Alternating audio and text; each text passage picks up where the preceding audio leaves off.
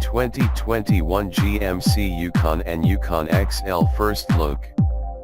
The newest GMC Yukon works harder to rise above its Chevy Tahoe and Suburban siblings. Chevrolet is happy to collect 80 grand or more from fiercely brand-loyal buyers looking for a top-shelf Tahoe or Suburban, but fancy folks looking to spend that kind of money are usually snobbier about their brands. They're the folks who will end up at the GMC store, where range-topping Denalis spec products account for 30% of overall retail sales and a staggering 60% of Yukon SUV sales. So GMC understandably is emphasizing the differences between the all-new 2021 Yukon and Yukon XL and their equally new Chevy Tahoe and Suburban siblings in order to justify the extra dough it charges for them. GMC has its work cut out.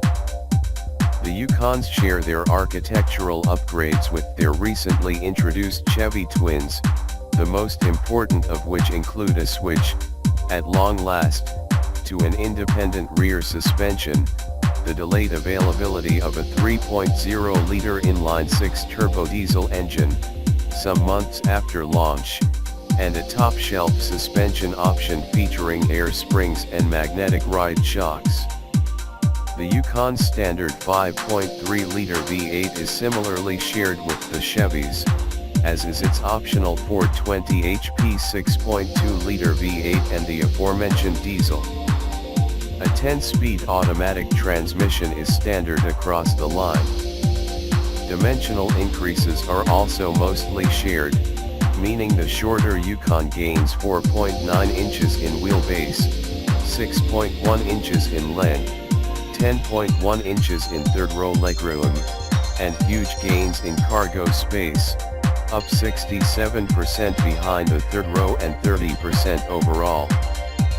The even bigger Yukon XL gains 4.1 inches in the wheelbase but only 0.9 inch in overall length, plus more modest boosts in its already van-like cargo ratings.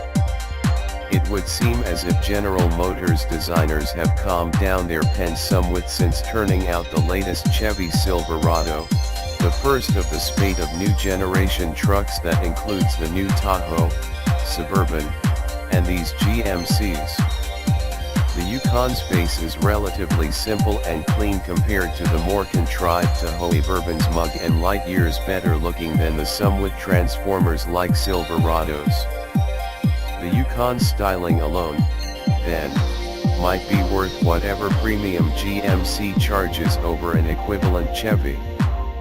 The new for this year, off-road focused at 4 trim drives another wedge between the Yukon and the Tahoe and Suburban. It splits somewhat with its Chevrolet Z71 package equivalent, blending the same 4x4 capability and rugged appearance upgrades with much of the tech and some of the luxury of the high-zoot Yukon Denali.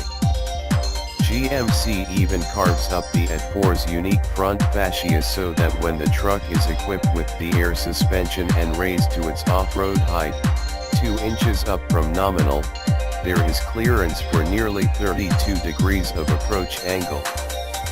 This bumper design is not compatible with the diesel engine, however, so the Yukon at4 is gas only.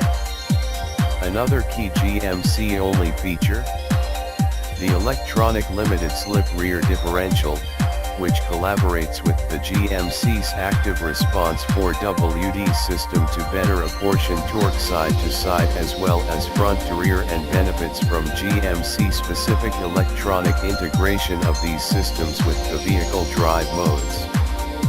With or without the air suspension, the at4 comes standard with the fancy magnetic ride control electronically adaptive dampers, as well as at4 exclusive leather appointed seats and stitching with a unique jet black interior color and brandy accents, and a heated steering wheel, heated and ventilated front seats, and heated second row outboard seats.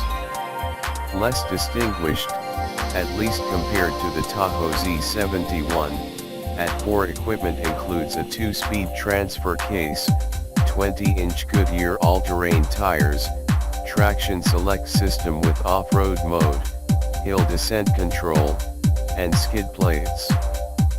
Perhaps the biggest Yukon versus Tahoe bourbon differentiator is the Denali interior, which includes a meaningfully different dashboard architecture with a unique center screen location not shared with any other GMC trim variants.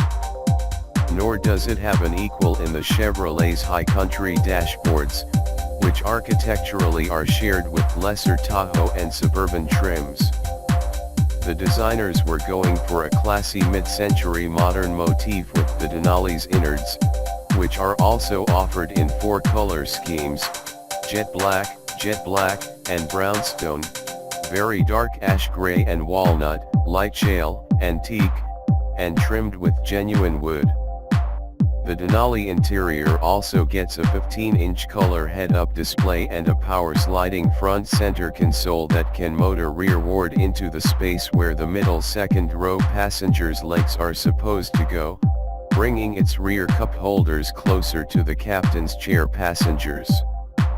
It's not offered on models with a middle bench seat. This opens up space for front seat occupants to store a purse or parcel. Powering that console back also permits access to a drawer in the bottom of the center console, making that something of a secret safe space, at least when closed.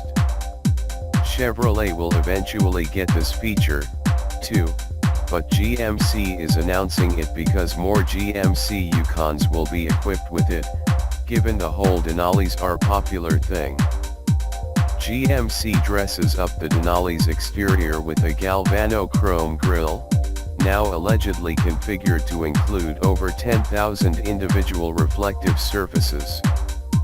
We didn't count them, but, the effect is gem-like. Other Denali standard equipment includes high-definition surround vision camera, rear pedestrian alert, and GM's 4th generation magnetic ride control electronic dampers. Premium ear Denali options include 22-inch wheels, a panoramic sunroof, an air ride adaptive air spring suspension, and a full-time active response 4WD system that retains a 2-speed transfer case. Final judgment on what GMC had wrought with its newest full-size SUVs will have to wait until we get behind their wheels and stuff their 3 rows of seats with people and stuff when they go on sale this summer. We expect pricing to more or less preserve the Chevy/GMC differential, with base trucks starting at about $1,600 more and top Denalis demanding $2,000 to $3,000 more than their high country counterparts. Based on our first glimpse of the trucks, however, we can say General Motors is trying harder than ever before to differentiate similar products from its GMC and Chevrolet brands, and that's a good thing. To be built in Arlington, Texas, the 2021 GMC Yukon and Yukon XL will hit dealerships this summer. Like the outgoing model, expected to start somewhere around $50,000, and the Denali to top out much higher than that.